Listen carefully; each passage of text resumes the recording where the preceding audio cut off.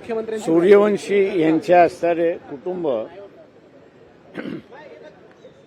यांची भेट झाली होती.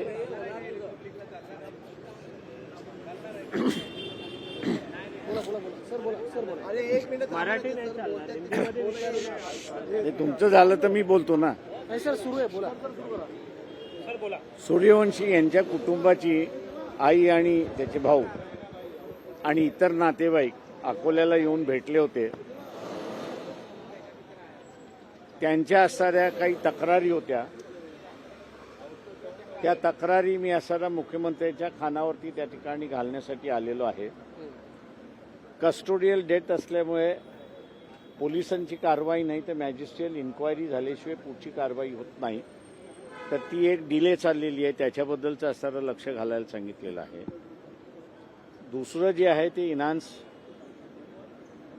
त्यांना असणारं मदत मिळाली पाहिजे होती, ती मदत त्यांना असणारं काही मिळालेली नाही. आणि बरीच जण जे आहेत त्या कुटुंबाला असणारा त्रास देतात आहेत अशी परिस्थिती आहे. आणि त्या सगळ्या गोष्टी असणाऱ्या मी कानावरती घालण्यासाठी आलो होतो. अजून दोन गोष्टी होत्या. नव्या मुंबईमध्ये असणाऱ्या एका मुलीवरती असणारा अतिप्रसंग झाला होता आणि त्यांना आता त्या गावामध्ये राहायचं नाही आहे. तर त्यांनी ऑफर अशी दिली की आमची जी जागा आहे ती आम्ही सरकारला देतो, सरकारने आम्हाला नवीन जागा त्या ठिकाणी द्यावी. आणि म्हणून म्हटलं की असं जर काही असेल तर त्याचा धोरणात्मक निर्णय महाराष्ट्र शासनाने घ्यावा. तर तो मला वाटतं कदाचित मुख्यमंत्री तो धोरणात्मक निर्णय घेऊन अशा अतिप्रसंग झालेले कुटुंब जे आहेत त्यांचं स्थलांतराचा निर्णय होईल असं मी त्या ठिकाणी मानतो.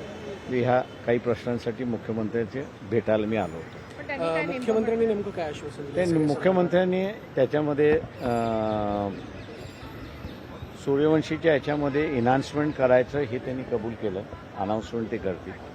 इन्क्वायरी जी चाललेली आहे ती इन्क्वायरीमध्ये सुद्धा फास्ट ट्रॅकवरती आणण्याची ह्याच्यामध्ये आहे. तर सध्या ती जसं मी म्हणाल की पोलिसाची आहे, ह्याच्यामध्ये नाही. म्हणजे 2 इन्क्वायऱ्या चाललेल्या आहेत. एक सूर्यवंशी याची असणारी जी कस्टोडियल डेथ आहे ती मॅजिस्ट्रेट इन्क्वायरी त्या ठिकाणी करतो, कारण का कस्टडी त्यांची मॅजिस्ट्रेटकडे होती म्हणून. उरलेल्या ठिकाणच्या ज्या आहेत ज्याला आपल्याला म्हणता येईल की हाणामारीच्या ज्या आहेत, लाठीचार्जच्या ज्या आहेत, त्या इन्क्वायऱ्या आम्ही त्यांना म्हटलं होतं असणारं लवकरात लवकर करून घ्यावी. तर ते त्यांनी असणारा आदेश दिलेत की त्याच्यामध्ये असणारं जे दोषी असतील त्यांच्यावरती केसेस दाखल करा म्हणून त्यांनी असणारं सांगितलेलं आहे.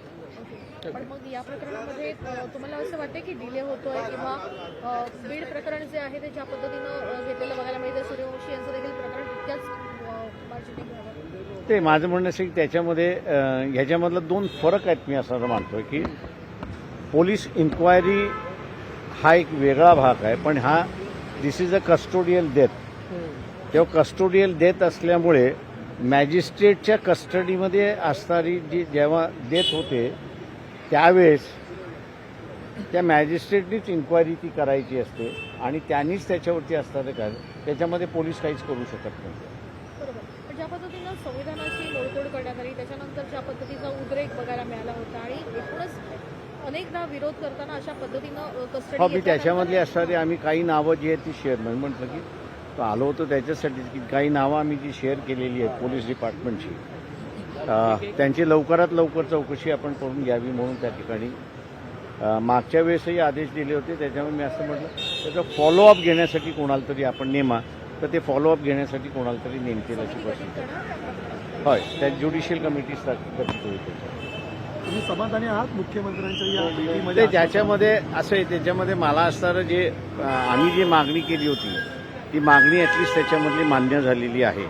त्या ह्याच्यामध्ये कस्टोडियल डेथची जी आहे इन्क्वायरी ती ज्युडिशियल मॅजिस्ट्रेटकडे असल्यामुळे ते ज्युडिशियल मॅजिस्ट्रेट पुढे आम्ही असणारं त्या ठिकाणी करतोय. आम्ही फक्त एवढंच म्हटलंय की गव्हर्नमेंटच्या वतीने जे कोणी ॲडव्होकेट नेमलेले आहेत त्यांना आपण असणारा कोर्टाला रिक्वेस्ट करायला सांगा की लवकरात लवकर ती कंप्लीट करण्यात यावी.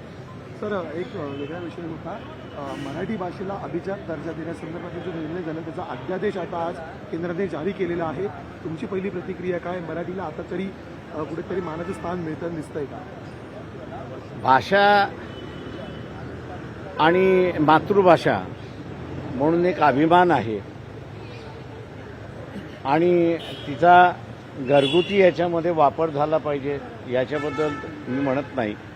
परंतु ज्यावेळेस मी राष्ट्र म्हणून असताना ज्यावेळेस बघतो त्यावेळेस भाषा ही असणारं एक बाइंडिंग फोर्स आहे मोठ्या प्रमाणात, तेव्हा ती नॅशनल लँग्वेजला रिप्लेसमेंट म्हणून असं कोणी त्याच्यामध्ये बघू नये.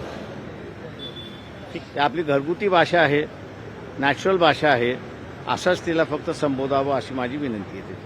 Sir, thank you. एकूणच महापालिकेच्या दृष्टीनं कशा प्रकारे तयारी बघता आहे, कारण एकूणच सगळ्या पक्षांकडनं तयारी सुरू करण्यात माझं म्हणणं आहे 22 तारखेनंतर इलेक्शन होईल की न होईल याचा निकाल होईल असं मी मानतोय. पण तुमचा काय अंदाज आहे, म्हणजे लागतील निवडणूक? माझा अंदाज हा आहे की लॉर्डशिप खानविलकरांचं जे जजमेंट आहे हे अत्यंत विस्तृत जजमेंट आहे.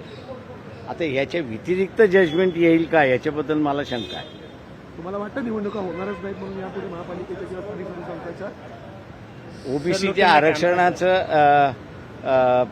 घोंगडं अंगावर घेऊन कोणी इलेक्शनला जाणार नाही. थँक्यू. चला.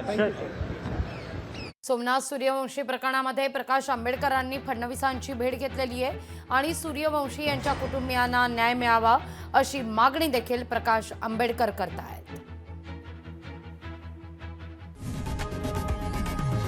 लोकशाही मराठी ऐका, पहा, जागरूक रहा.